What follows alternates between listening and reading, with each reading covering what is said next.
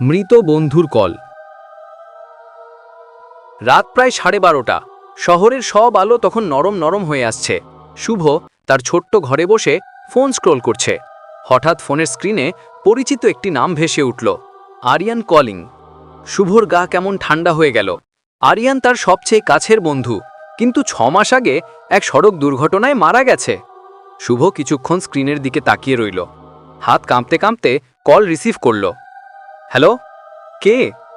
ওপাশে কয়েক সেকেন্ড নীরবতা, তারপর খুব পরিচিত কিন্তু ভীষণ ফাঁপা কণ্ঠে ভেসে এলো, শুভ, তুমি আছো? শুভ কাঁপা গলায় বলল, আরিয়ান, তুই কোথায়? তোকে তো। কথাটা শেষ করার আগেই ওপাশে শব্দ এলো, যেন বাতাস ঘূর্ণায়মান।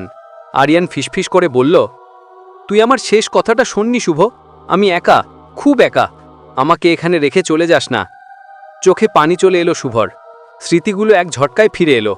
দুর্ঘটনার দিন আরিয়ান তার গলায় ঝুলালো ছোট্ট পেন্ডেন্টটা ফেরত দিতে বলেছিল, কিন্তু শুভ ব্যস্ততায় ভুলে গিয়েছিল।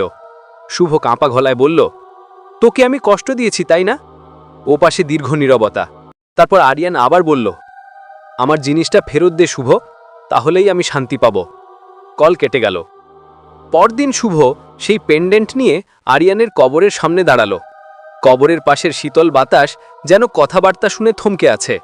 শুভ পেন্ডেন্টটা মাটির ওপর রাখতেই হঠাৎ পেছন থেকে আরিয়ানের পরিচিত গলা ফিসফিস করে উঠল, ধন্যবাদ বন্ধু। শুভ ঘুরে তাকালো, কেউ নেই, শুধু হালকা কুয়াশা আর অদ্ভুত এক শান্তি চারিদিকে ছড়িয়ে যাচ্ছে। সেই দিন থেকে আর কোনো কল আসে না, কিন্তু শুভ আজও মাঝরাতে ফোনের স্ক্রিনের দিকে তাকিয়ে থাকে, ভয় আর বন্ধুত্বের মাঝামাঝি কোথাও।